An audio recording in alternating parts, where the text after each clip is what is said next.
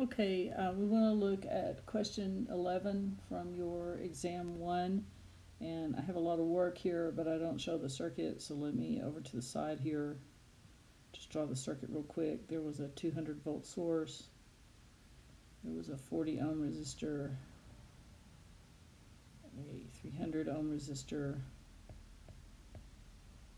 and a 75 ohm resistor. And this was labeled as V sub 0. This was IA, and this was IB. And you were asked in this question to find the power delivered by the voltage source. And you were specifically told don't find anything other than the power delivered by the voltage source. So basically, that's simple. What we need to do is we need to just reduce this to one single resistor. So if I reduce this to one single resistor, the first thing I do is I combine the two resistors that are in parallel, the 300 ohm and the 75 ohm, to get 60 ohm. That then puts, if we come down here, that then puts the 40 ohm in series with a 60 ohm. And here's the voltage source. And so then I just did a series combination of the 40 and the 60 in my work here. Shown above, I combined the steps, but basically you just combine those two to get 100 ohms. And then you can see in this formula right here I saw for the current where I take the voltage of the voltage source, which is 200 volts, and I divide it by the total resistance. So that basically what you're saying is, because this is a simple single resistive load on a source, the voltage appears here between these two nodes. So you have 200 volts across the 100 ohm resistor, so you can easily calculate I as V over R. Okay, so that's 2 amps. And then remember, power in a source is V times I, so I take 200 volts and 2 amps and calculate 400 watts. So that should have been fairly straightforward as well. Didn't really give any partial credit here either, once again, because it is so simple that, there's, you kind of either get it or you don't. So this was an exam where there just wasn't a whole lot of partial credit given. Okay, let me see if I can insert some pages here so that I can get some fresh room to work with, and we'll look at problem number 13.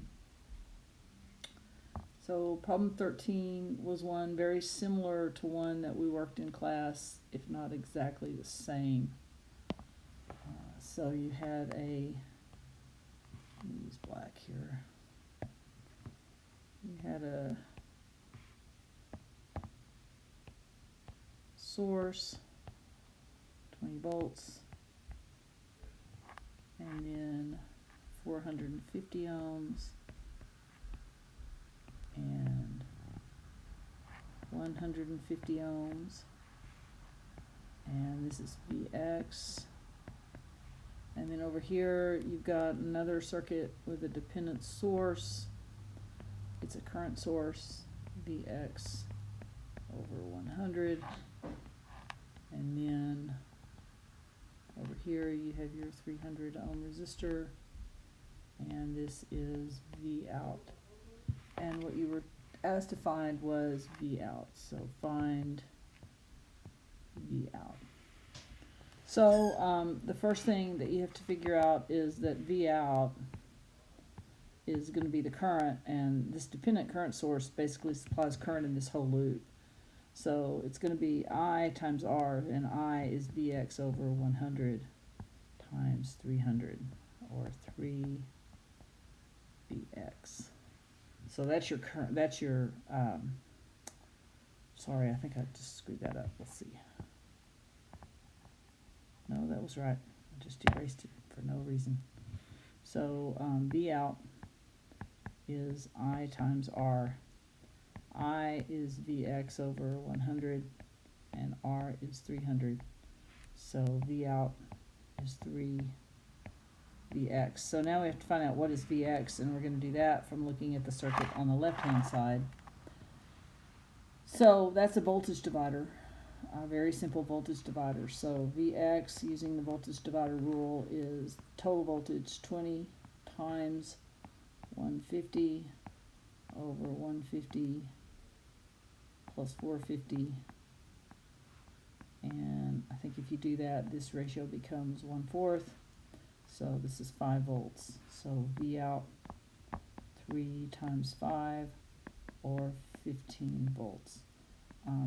Once again, not a lot of ways to get partial credit on that problem, because it was such a simple problem, and so if you did make an error, very unlikely that it would be a math error. It's more likely it would be a fundamental conceptual error, and I can't really give any partial credit there. So this was a test that was very, very simple. As far as, you kind of either knew it or you didn't. 12 questions, each of them very, very short. So not a lot of ways to get partial credit on this. So if you're wondering, why you didn't get a lot of partial credit, that's why.